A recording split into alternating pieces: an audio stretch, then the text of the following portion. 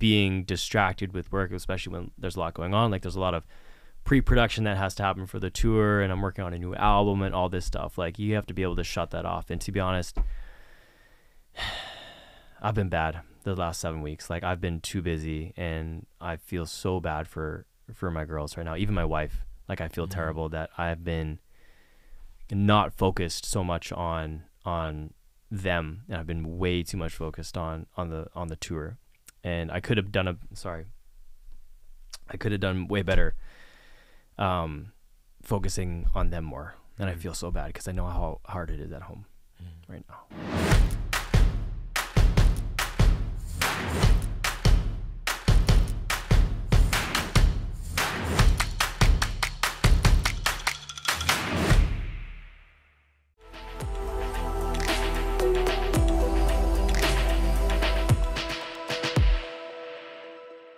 Forget it. We got him into studio, and then he at first was hesitant. He's like, I don't know what this is. Yeah. You know, he's like, he's kind of like similar to what you were saying. It's like he's accustomed to a certain kind of interview. Sure.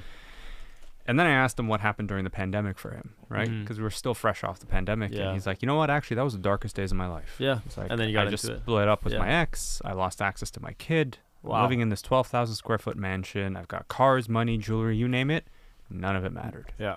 And in that moment, I realized we caught lightning in a bottle. And I was like, this is the series. Yeah. This is what it's going to be. This is it. Yeah. And then Dude. since then, you know, I think it was after the 10th episode, Air Canada contacted us and was like, we love the content. Can we get this on board? On I'm board. like, I'm going to watch it today on my way There you to go. Ottawa. I'm going to watch Perfect. that shit. That's yeah. awesome. No, it was awesome. I thought it was a Crazy, scam. Did you actually? yeah. Oh, I was shoot. just like, you know, It's when you get all winning a those cruise. emails? Yeah, exactly. You're like, submit your SIN number and you can get access. Yeah, It's exactly. like, This is the only thing you got to do. It's yeah. like crazy, man. Yeah, so it's been congratulations awesome. again, What's guys. your flight? Thank you. 5. Ooh. Don't worry. We are good. I'm not stressed. I'm not worried. I'm not stressed. It's not my flight. I don't want you That's true. I don't want you to be worried, man. No, man, I'm not stressed. We're good. So you've done a series of these interviews. You're doing the rounds. And you've also been dubbed recently the Prince of Christmas. It's a wild thing to... What does it feel like hearing that? I'm not a prince by any means, but having that title above my head is kind of it's heavy. Sure. You know, I got some things to make sure I do to keep that, especially during the holidays. So first and foremost, I got to create the music to have that be appropriate for that name. Yeah. Which I feel like I'm doing. Do you feel like you have to constantly live up to that? The Prince of Christmas thing? Yeah. Not really. I just, you know what I do? I just literally, when it comes to the holidays, especially around the music, I get into the groove of just doing what I do. Create good music. Try to create what I feel is the best type of whatever version of a cover of a holiday song. And that's pump it out. Yeah. And people just seem to enjoy it.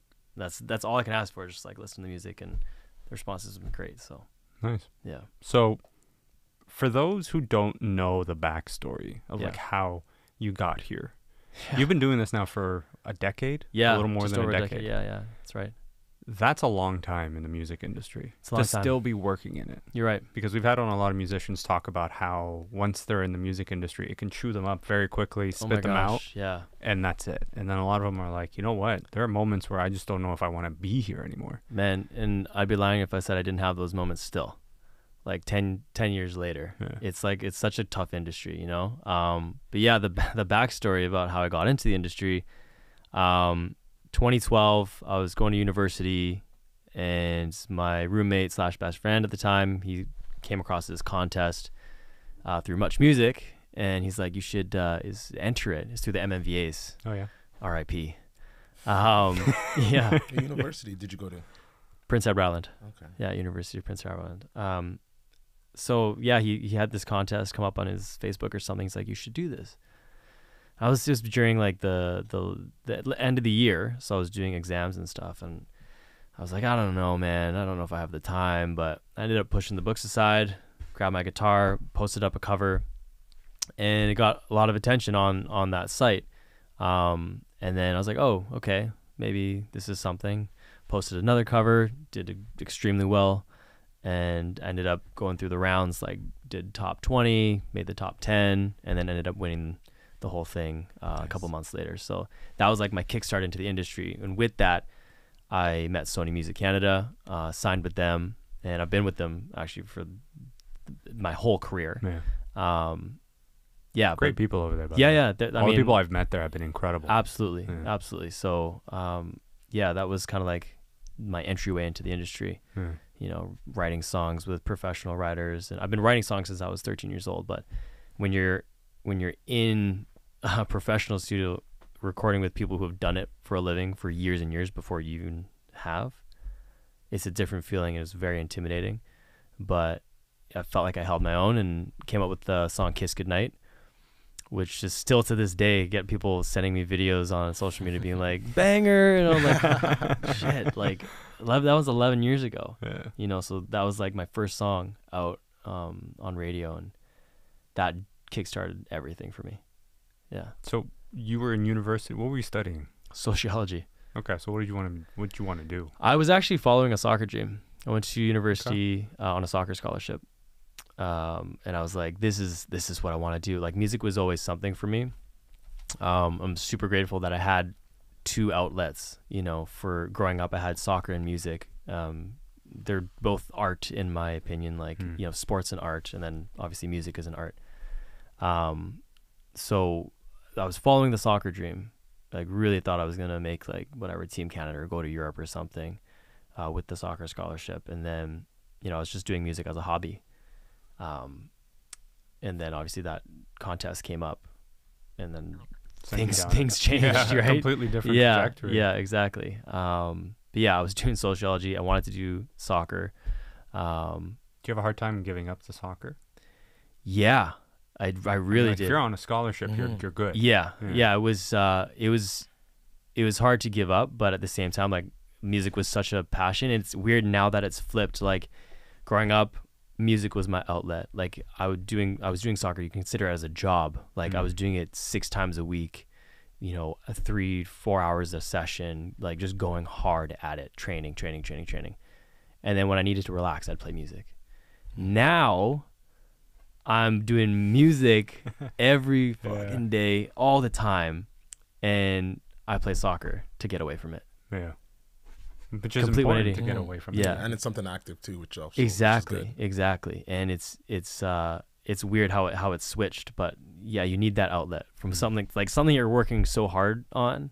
You gotta step away for a minute to reset sometimes. So that's soccer for me. That's just exercise in general too. I've heard a lot of sports managers talk about players and telling them how they should find something other than the sport during their downtime. Yeah. Because if they spend all that time in the one thing, and I think this applies to anything, if you spend all of your hours on that one thing, Yeah.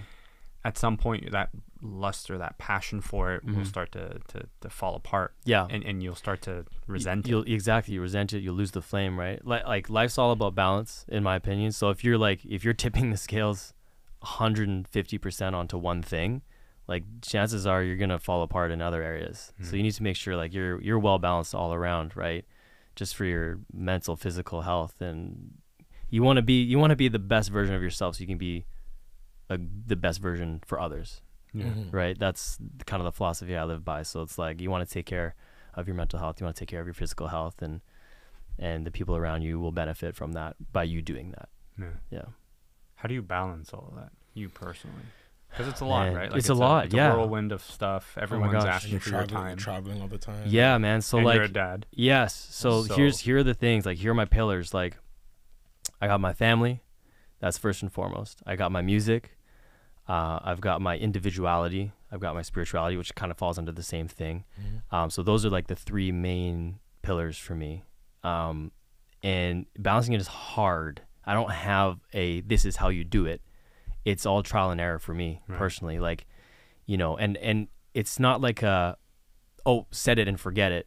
You have to recalibrate it depends what's going on in your life, every week, every month, could be every 6 months if you're lucky, but always revisiting that, you know, recalibrating where you're at kind of mentally, and where you're putting your time and energy is so important, so that you can put the energy where it's needed. Yeah. So right now I'm on the road, on tour. My family that pillar's dropping a little bit. And I know, like, I'm going home tonight for a few hours. I'm coming back to Toronto tomorrow, but I need to get home so I can refill that pillar and be there for my family. Yeah. And then I'm right back into work mode. But any chance I can get, I'll go home to my family. And with that, being on the road, you're surrounded by people, but you have alone time. So that's where, I'll try to do some like spirituality stuff, like meditating or just like reflecting, writing a journal or whatever, just taking care of that mental health, mental mind aspect of things. And but yeah, like those are the main things for me, is just making sure that everything is taken care of. And it's okay if you fall off, if you forget, if you're like spending too much time in your work and the family pillar is going down and you don't realize that. You will realize that, because I'm sure your significant other will let you know, sure, or maybe you'll feel it, yeah, and you'll be like, oh shit, like let's recalibrate, right? But it's always important to like be aware of that stuff. How'd you get into meditation? Actually, my mom, she still is into meditating and all that spirituality stuff, and I never really understood it up until honestly like recently, probably like earlier this year. Whereas like the benefit of like sitting in silence with your own thoughts, which is really hard to do. It's extremely hard to do, especially if you're stressed or you're going through something. But the activity of feeling your thoughts and letting your thoughts go it's so important to do. It's so hard to do, but if you practice it, like I'm still practicing, I'm so new at this, but I see and feel the benefit of it when you're just like when you're one with yourself and you're feeling everything that's coming through. Yeah. I want to go back for a moment to sure. the part where you had to sort of decide soccer or music. Mm-hmm. If we were a fly on the wall when this was happening and you had to make the decision, what would we have seen? If the fly had to make the decision? No. Sorry. So think back to where you were yes. when you had to decide, I'm going to pursue music full time, mm-hmm. and I'm going to have to give up on soccer. Right. If we were there, yeah, and we were watching you sort of go through the motions and deciding, what would we have seen? I think it's not that difficult. It was just very exciting for me. It was excitement. It was like, oh my God, something new, something that I'm super passionate about. Yeah. Let's follow this path. It actually didn't occur to me until even up until releasing my first song that I was like, oh, like this can be a career choice. Like soccer was still kind of in the back of my mind up until that point. It was like, oh, I can always go back to university and go, continue the scholarship and continue school, whatever, but let's explore this lane here first. But yeah, there wasn't like, oh, I don't know, this, that, so or anything. Immediately, no. But as music continued, I was like, okay, like, maybe it is time to like put the boots away and put the gloves away. I was a keeper, so put the gloves away too. And good decision. Yeah, yeah, we're crazy though. Yeah. Like keepers are crazy. Yeah. You have to be. You have to be, right? Yeah. So yeah, up until that point when music started coming, I was like, oh, this is so exciting. But then it started becoming real, where it's like, okay, I guess soccer's not going to happen, and I was just honestly too busy to even really reflect on the fact that I was giving up the main dream, right? This was probably the most reflection I've ever had in the last 10 years of like, oh shit, I gave that up. But I tried giving it up fully. Like even doing music, even 5 years ago, I was like, okay, like I'm going in to do music. That's it. No, I still need to kick around like once a week at least. So it's a healthy outlet. Yeah. Like if nothing else, it's like going to the gym. Yeah. Except you're doing something that you wanted to pursue passionately at one point. Yeah, totally. Yeah. Yeah. How do you balance fatherhood and being on the road? Yeah. And other people demanding your attention, because it's not asking at this point. People demand your attention. Yeah. Right? Whether it's your fans, whether it's guys like us asking you to come into a studio and spend an hour with us, which we're grateful for. Oh man, I'm happy to be here. But it's also the component of every decision you make ultimately, and correct me if I'm wrong, is I'm either going to contribute an hour here, which means 1 hour less with my family. And the way you've described it is this is so important to you. Yeah. How are you balancing that? I don't know. I really don't know. Honestly, yeah. Like you just have to try to do your best when you're at home with your kids. It's specifically about fatherhood. Like you have to be able to separate that work and being there for your children. Like, I've seen this now. Like my daughter, she'll be 3 in December, and with the new addition of a 7-week-old at home, you can tell. Yeah, to the team, right? Yeah, signed contract. Yeah. No, like Lila's 7 weeks old, and Everly, she'll be 3 in December, and the past 7 weeks have been so hard with the kids. Like Everly has been like demanding more attention, right? And you have to be able to give it to her, right? Mm-hmm. And being distracted with work, especially when there's a lot going on, like there's a lot of pre-production that has to happen for the tour, and I'm working on a new album and all this stuff. Like you have to be able to shut that off. And to be honest, I've been bad the last 7 weeks. Like I've been too busy, and I feel so bad for my girls right now. Even my wife, like I feel terrible that I've been not focused so much on them, and I've been way too much focused on the tour. And I could have done way better focusing on them more. And I feel so bad because I know how hard it is at home right now. Sorry, guys. Don't be sorry at all. You get to go home soon, so that's gonna be. Looks like you're very excited for it, so which is good, right? You're gonna just make the most of the time, and obviously, the wife's gonna be understanding, right? So she knows. She's like, the reason I'm here is because she's at home with the kids, right? I wouldn't be able to do this without her. There's a sacrifice that it's a huge sacrifice, and she knows that I'm so thankful, right? But she definitely has given up a lot for me to be able to do this. So yeah. How has fatherhood changed you as an artist? So many ways. I think first off, it changed me as a person, which in turn changed my artistry.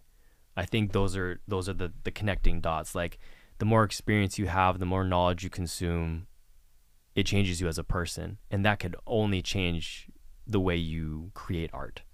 So when my daughter was born in 2020, my eyes just like opened, and it's true what they say, like you're going through childhood again through your kid's eyes, and you're experiencing all the firsts again. And it's just like, we were talking earlier about a previous person on the podcast who like nothing really matters besides your family. And it's like, it's so true. I think 50 years down the road, what's going to matter? Like who's going to be at the dinner table, or what does that look like on during the holidays? Let's even say, or during whatever family gathering, who's going to be at that table, Yeah. And it's so like when I think there, I'm like, oh my gosh, like my wife, my 2 girls, maybe 3, I don't know. Like if we're gonna have more. Do you want to have more kids? Like with that scenario in mind, yes. But when I'm in it, like I'm in it now, and it's so hard, I'm like, I can't do that right now. So ask me again in 3 months. We'll see where we're at. How did it feel going? Like you said, what was your first daughter's name? Everly. Yeah. So in 2020 she was born. Yes. 2020 was a weird year. Yeah, sure was. Right. So for you to like, let's start there. What was 2020 like for you? Because you also then have a kid. Yeah. Right. And the world's changing. It was a weird year, but in all honesty, and I don't want to sound insensitive because I know everybody has been through a tough time, but 2020 was actually a really good year because I was at home and we had our baby, and I was there for the entire first year and a half of her life to like be a father, learn how to be a better husband, and just like take care of the family kind of thing. Like obviously with music, I wasn't doing live shows or anything, but I just got creative and, did some TikTok stuff, and I wrote some new music. So, but I was at home, I was at home pretty much 24/7, just like everyone else. And I was able to like be there fully for them. So it was good in that regard, but obviously in the music space, it was a challenge. Sure. Yeah. Did you think that you were going to be able to continue your music career? I mean, yeah, it was like an unknown thing, but at that point I didn't even think about, oh my God, the career is going to end. Like, did not think that once. Like I just, you put your head down and you're like, okay, can't go outside, can't play live shows. Like, what can I do? The internet is an amazing thing. You know, you can reach so many people. So that's when I dove into TikTok, and that's when Love You Still, my song Love You Still, blew up, because I was just at home creating content. It's a great song, one of my favorites. Thank you. Yeah. So what lessons have you learned from that time that you might still be carrying with you today? It's a good question. Yeah, I think I did a lot of, that's when I started journaling, and just getting thoughts on paper, which was important, and just like reflecting on day-to-day activities, and that gratitude thing. Like, you know, when you say you're thankful for 3 things that happen during the day, you know, I think the biggest thing was probably shifting how you think in terms of like your self-talk and like being positive. And because it's so hard when you can't do anything, like you're gonna be like, oh my god, this is terrible, this is negative, this is a negative thought, negative. So just changing that self-talk and being like, oh, something positive happened today, or I'm positive in this way, or whatever. It just like makes a big difference in terms of how you live your day. So any advice? Just overall advice? Yeah.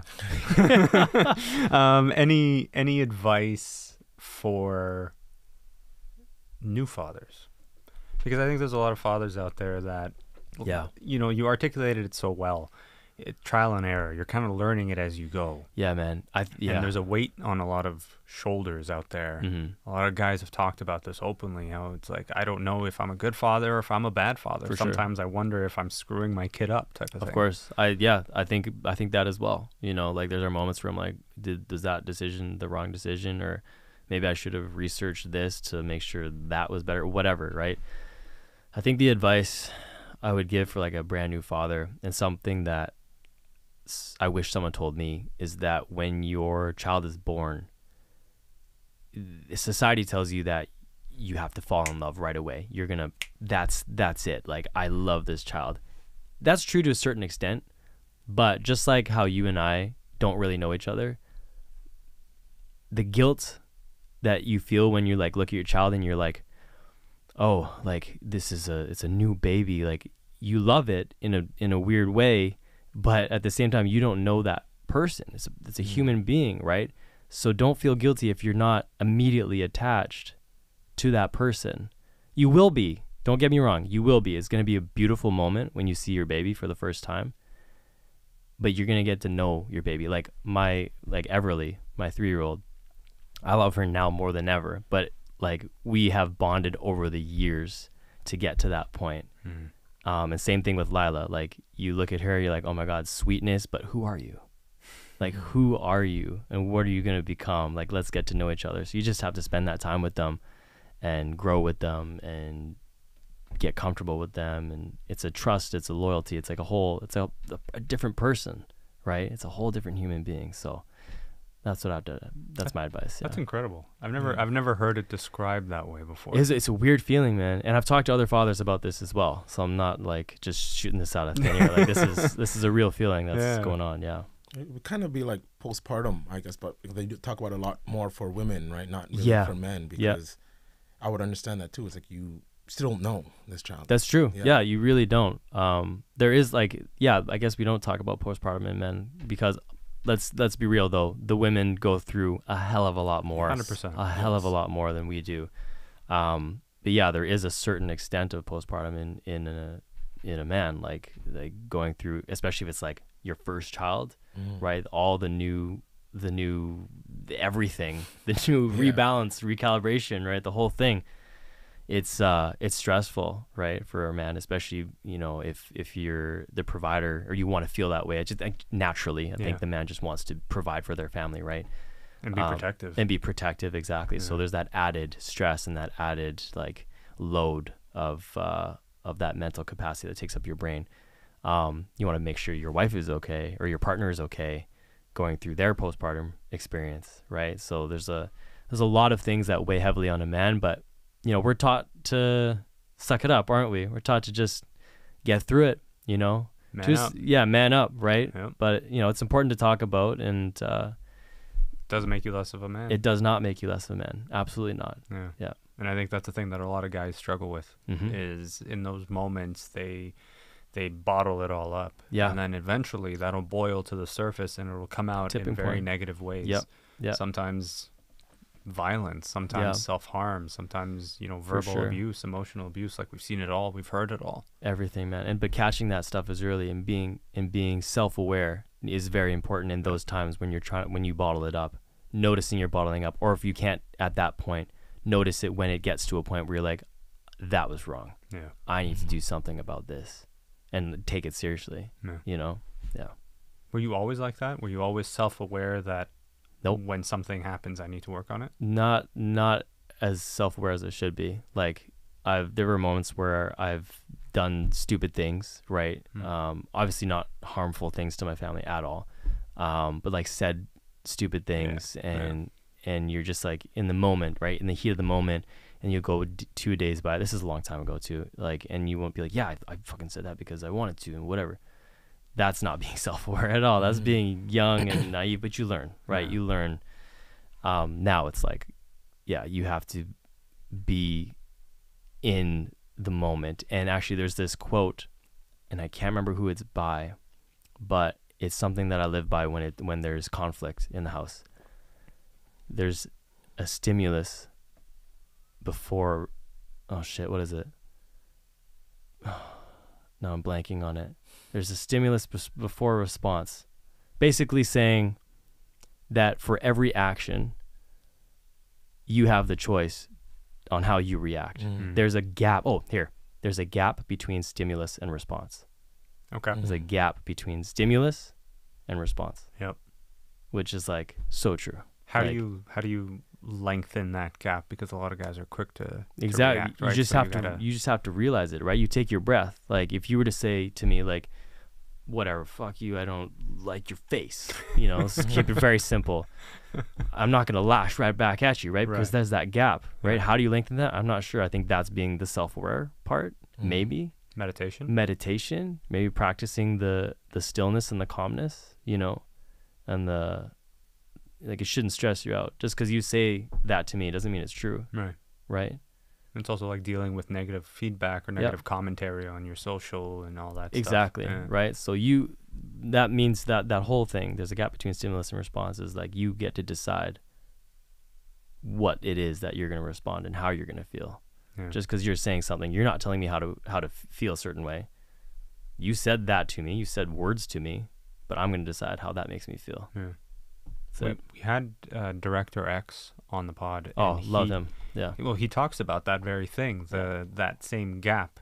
He talks about how the moment between when something happens and when you respond all happens in your prefrontal cortex. Sure does. And the length of time between that trigger moment is what can decide between saying, you know what, I'm not going to respond, or reacting in such a negative, violent way that you either change someone else's life or change your own life in the process. Yes. Like, severely and seriously. Yes. And he talks about meditation quite often, and how that's helped him, and how he preaches meditation as a method for younger adults. If they can learn that, then that they're not as quick to jump to something. Absolutely. I think he nailed it with that. Like, very true. It's that primitive state of like fight or flight, right? Just being aware of that and letting it go. Really, it's very rarely do you have to fight back. I mean, oftentimes we're not in a position where someone's coming up to us physically threatening to do something to not you, right? this day and age. Especially as you get older too, and it's just, first of all, it's just not worth it. No, not at all. Right? Like, not at all. Like, financially, phically, now, like, you can get in a fight, you fall, you could, hit. No, I know. We're getting too old for this shit. It's too much. Like, it's just, it's too much. You miss work, and you can't do anything. It's a lot. So it's weird to see. I feel like it's kind of bad for people who are still so quick to the trigger and so hot-headed, because that means you have so much to work on, and it's hard to even just imagine to flip the switch that easily. It's hard. You know what happens, like, a lot of the times when I'm I live in Ottawa now, and it's so funny, there's a lot of bike lanes there, and I'm sure it's the same here. I think you know where I'm going with this. Yeah. There was I'm building a studio in my backyard, and I had a contractor come through, and there's a bike lane near my house, and he stopped for 5 minutes max. There's a cyclist coming down the lane, and I'm out there like greeting the contractor. The cyclist like slows down, and he's like, "You know, this is not a parking spot, right?" And he didn't know like why we were there, what we were doing, like, and we're like, "We're gonna be 5 minutes, man." Like just him making that comment when, like, honestly, he could just go around, no problem, doesn't need to make any contact. Like, those are the types of people, like, breathe, just breathe, man. It's all gonna be okay. Like, it's not worth it, you know. And I feel like that's a simple scenario, but if we can just take that lesson for an example and breathe, breathe. If something like that bothers you that much, there's something else going on that we should dig into, or that you should dig into, or whatever. There's something else. Oh, absolutely. I remember. So there's this one time I was on the highway here in Toronto, and a guy was driving behind me in a truck, and he just kept flashing his high beams at me. Man. And I'm like, you know what? Like, if you want to pass me, so I move over to the lane. He moves behind me again, flashes his high beams. I'm like, I don't know what the deal is here. I'm not going slow or whatever. So I move back into the right lane. He comes up beside me, and he starts screaming something, right? So I just look at him, and I'm like, you know what? Whatever. I veer off. This guy chases me. No way. Chases me. I'm trying to get off the highway. He tries to corner me. What? Like, he felt very... wait until you find out why.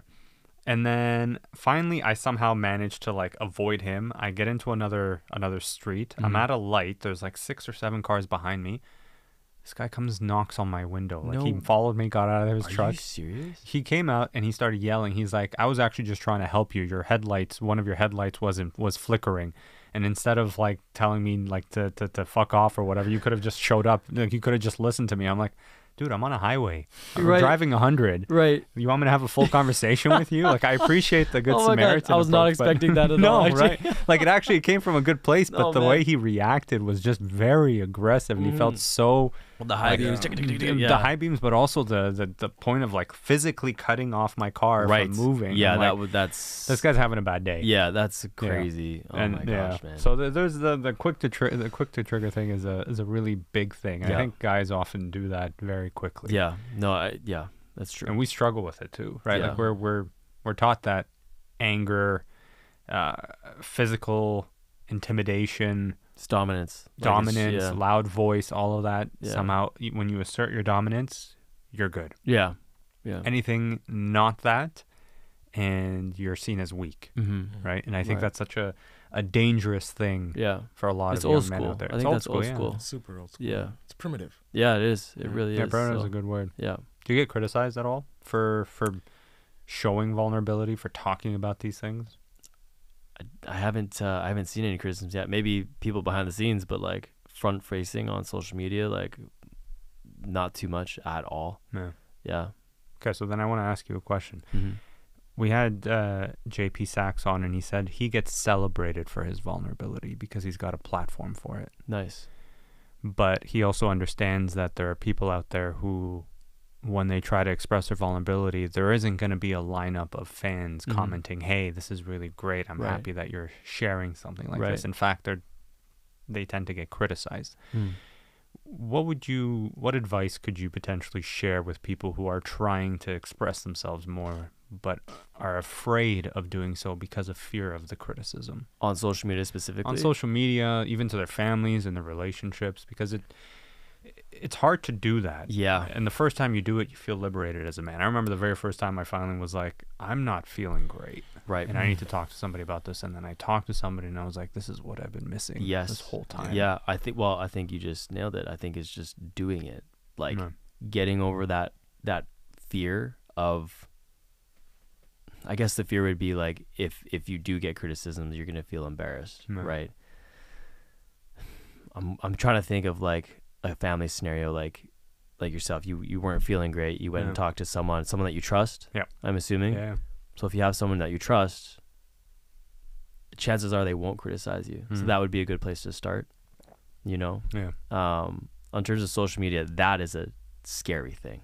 It's a dangerous place. That's sometimes a dangerous place to do that. I would open up more in like my friend circle and my family before I went and posted on social media my vulnerability until I was comfortable with the situation where I knew I've already had the conversations with my family and or whoever I needed to talk to about whatever I'm going through, and then brought like posting it on social media to like say, hey, this is what I'm going through, you know, this is how I'm healing or whatever. Then doing the opposite, because then you open yourself up and you won't feel good about it. If you have that support system to back you up, the criticism should not matter. It shouldn't matter anyway, really. Like, just because someone says something online, again, going back to gap between stimulus and response. If someone says, well, that's dumb, you know, whatever you posted, that's stupid. Yeah, that's what you think. Like, this is my reality. I'm going through it, and here's what I'm doing to get better. So you're clearly not doing that, you know? Yeah. Is the music industry does the music industry reward or support artists expressing that kind of vulnerability? Absolutely. At least my experience with my label. Okay. They set up, this is incredible what they've done, Sony Music Canada. I think Sony Music Global. As an artist, you don't get like benefits, right? As like an employer at a hospital or a bank or whatever, they all get benefits. But as a self-employed artist, you don't get that stuff. The Sony Music has set up a program for their artists to get set up with therapists for mental health across the board. Oh, I didn't know that. Yeah, it's one of the most incredible mental health, like taking a step towards mental health and healing that in the process I've ever seen. And it's been like 2 or 3 years now since they've done that. And like that's the best thing they could have done for their artists, because the music industry is such a tough world mentally. You know, going back to one of the first comments I made on the podcast here is like I still feel to this day like giving up sometimes in this career, and it's just a mental game at that point, right? So them doing that shows me how much they care about their artists, which is amazing. You don't get that a lot. Yeah. When was the last time you thought about giving up? It was actually not too far away. I want to say like 2 weeks ago. I can't remember what it was, but sometimes I just get so overwhelmed. It was probably with Lila, the newborn, planning the tour, the postpartum, all that stuff, and the studio build in my backyard was taking like forever. To no one's fault. It was just like waiting on materials at that point.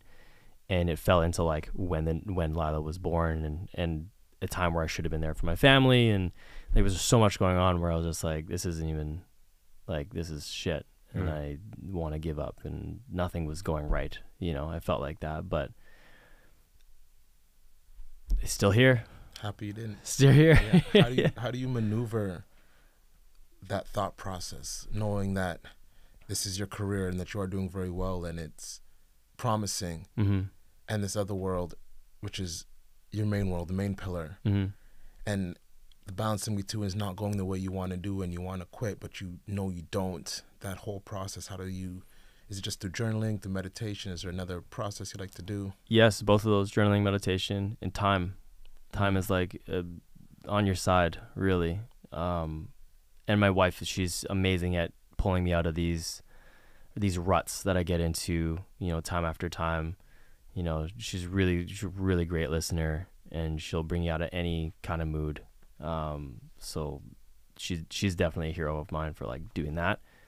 But again, like you just gotta, I don't have one answer to be like, this is when you're feeling this way, this is how you get out. It's like the meditation will help, exercise will help, you know, just making sure that you're aware of your feelings. Okay, I'm feeling this way. There it is. Let's let it go.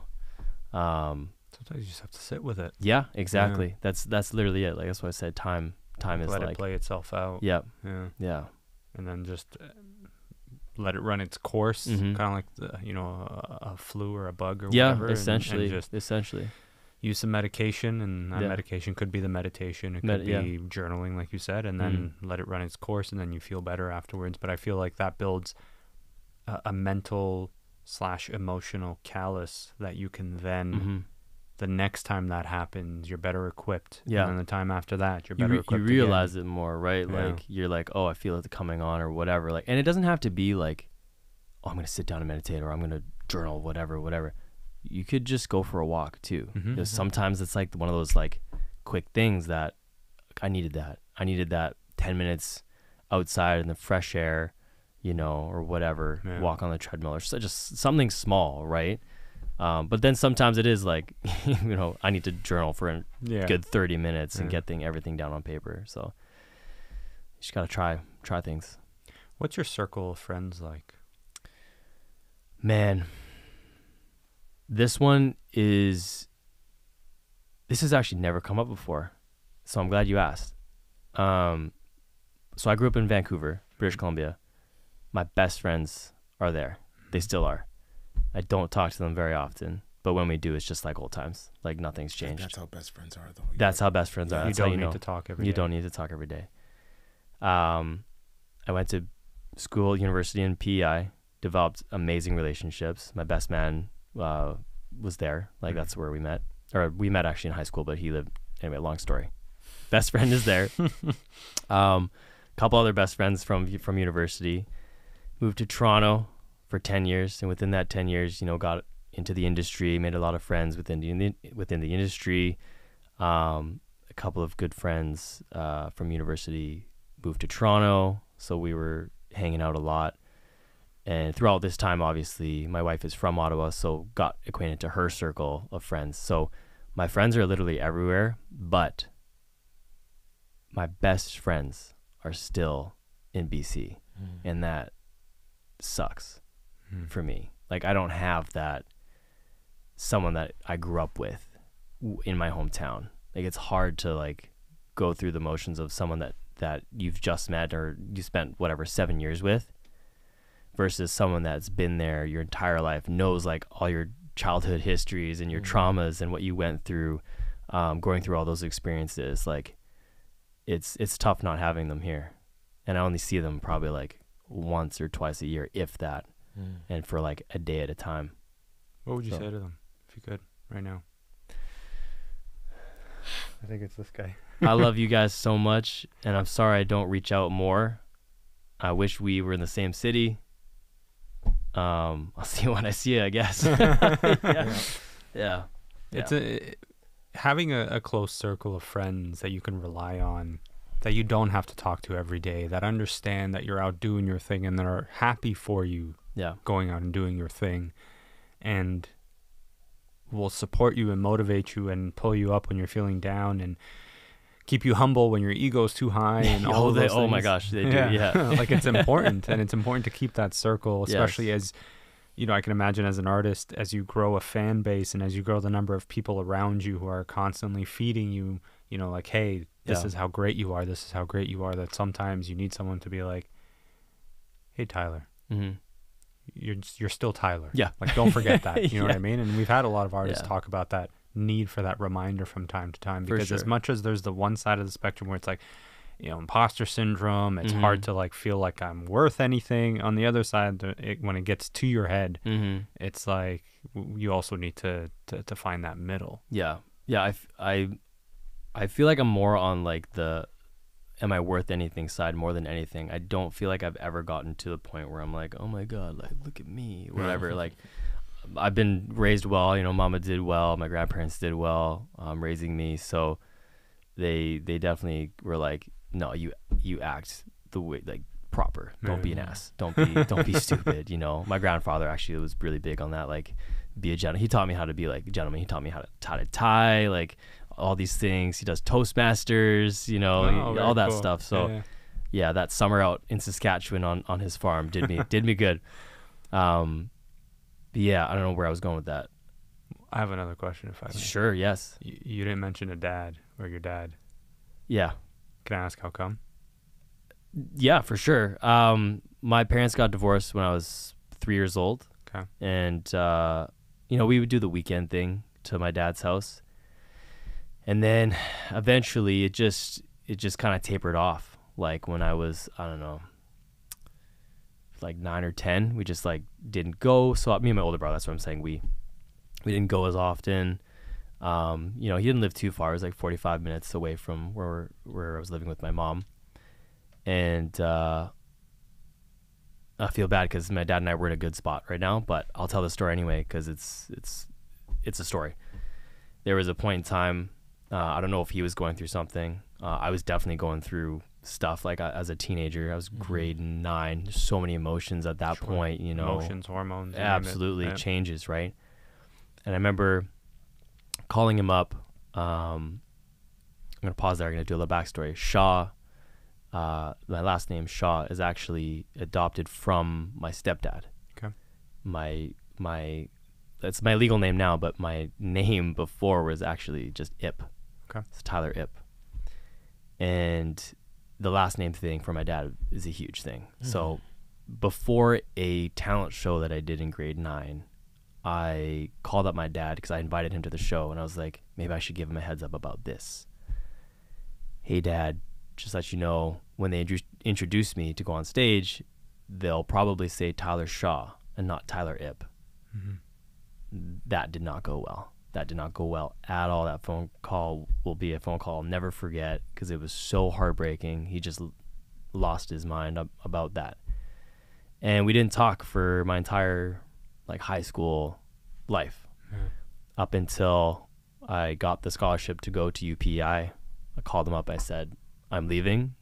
I don't know if I'll be back or when I'll be back. Do you want to grab some dim sum?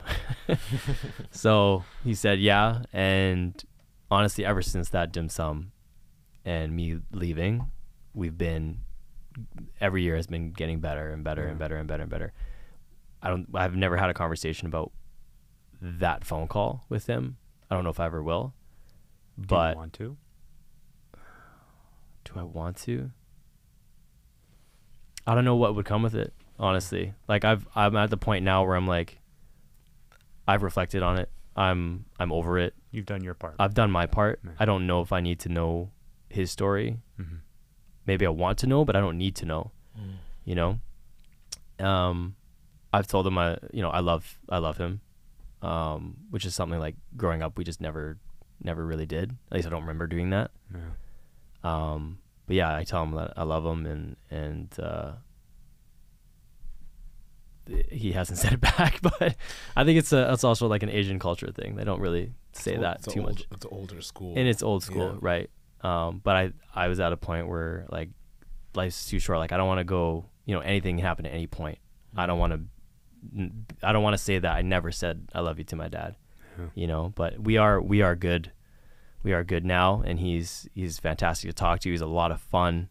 When I'm back in BC, we hang out, we drink, we do darts. He's such a fun character. And I see a lot of myself in I see a lot of him in myself now that I'm spending more time with him. And a lot of positives, a lot of negatives too. But that's a lot where of I got that from. Yeah, exactly. That's where it is. Yeah, but like the full head of hair, like the skin, I'm like, thanks, Dad. The Asian gene. Yeah, but all that to say, like that obviously was a shitty time for both of us. And no shade to him. Like obviously, like I said, he was probably going through something, hard times, and he was going through fatherhood for the first time. He was going through fatherhood with 2 teenagers, living out of his house. He was probably just super upset, right? And you gotta take it from his perspective too. You can't just think it from your own. But yeah, that was a hard time for both of us. But I'm extremely happy that we're both in a good place now. Yeah. Is there anything that you've learned from your father directly or indirectly or even from your stepfather or from your grandfather, who seem to have played such a huge role in your life? Have you learned anything from these 3 men that you now apply as a father yourself? Man, I think my grandfather taught me the most. Like I taught myself how to shave, not to, again, my dad did his role, my stepdad did his role, very thankful for both of them and what they did, but my grandfather, for some reason during that summer, had the most impact on me on like becoming a man. Yeah. Let's say, you know, I was 13, 14, so hardly a man, but like the lessons of like language, using proper language to speak to your self-talk and just your day-to-day language is huge. Yeah. You know, the big one was don't say I'm worried, say I'm concerned, which I still use to this day. How come? Why concerned over worried? Worried makes it more anxiety based. Concerned is like, I'm gonna figure out a solution to this. We're like, I like that. I'm worried about this. No, I'm concerned about this. How can we fix this? Yeah. I'm concerned about it. Like, what's the solution here? So that's such a small difference that can make a huge difference. Huge impact, right? It's the language, man. Language is big. Yeah. Amazing. Yeah. So your grandfather, your stepdad, your dad, and now you being a father. Mm-hmm. Your brother a father as well? No, not yet. We'll see. Having that circle of men around you, do you still lean into them for guidance, for advice? Do you lean into them when life is throwing you a curveball of some kind? No. Okay. Short answer. I could maybe reach out to my grandfather a little bit more, maybe, but the family dynamic is not. I don't feel like I can.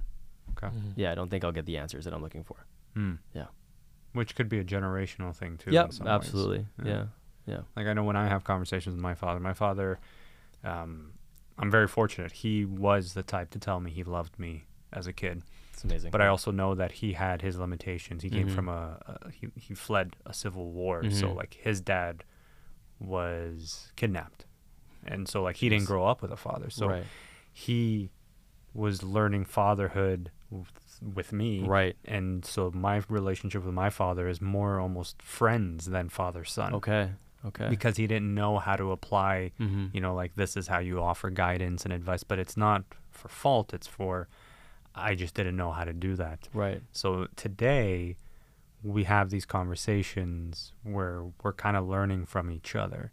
But I also know, similar to what you were saying, there are some things that my father simply would not be able to give me the answer I'm looking for. I would have to seek that out in a close friend, my partner, you know, a cousin, a podcast from Tyler. Like, you know what I mean? Like there's so many different outlets now that we're also afforded that we can go to, and having that circle of friends and companions around you is so important. Yep.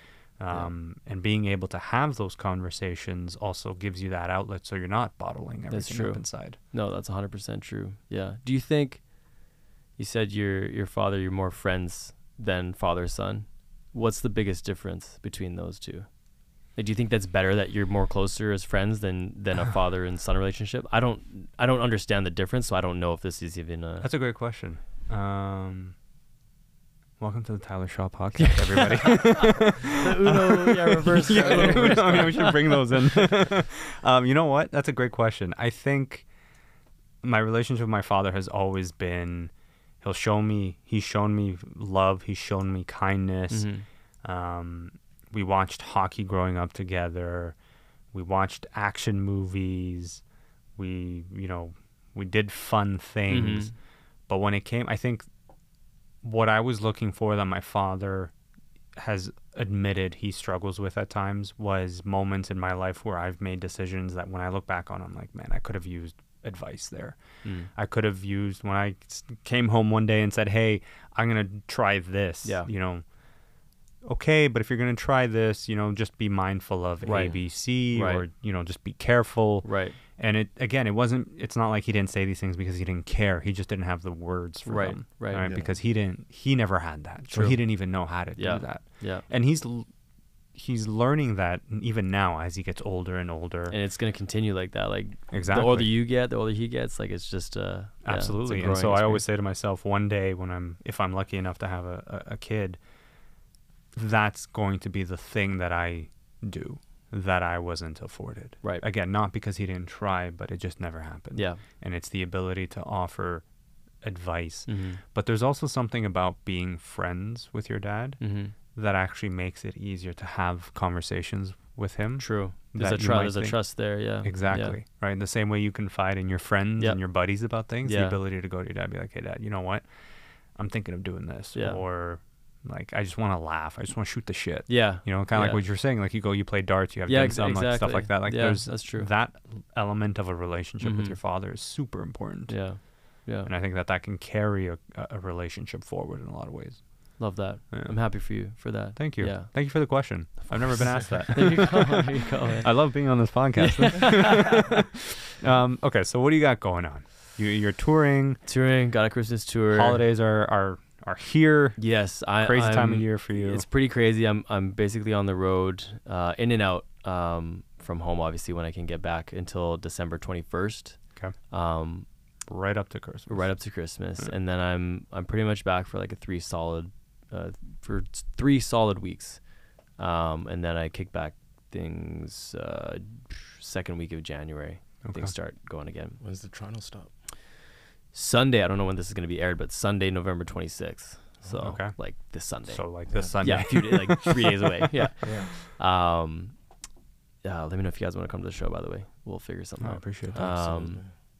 Yeah, so right up until Christmas, and then I'm working on new music. And this music, man, is obviously I'm biased. I wrote it, but like it's stuff that I've always wanted to do, but I never got the chance to do. If that makes any sense. Like, backstory is like my influences of music growing up in my songwriting. When I first started songwriting, in like when I was 13 years old, I was listening to like punk rock kind of stuff, and a little bit of like heavy metal, Tool, Rage Against the Machine, Mayday Parade, Blink-182, Sum 41, Green Day, like all of that stuff. I was great bands, like heavy into it. Yeah.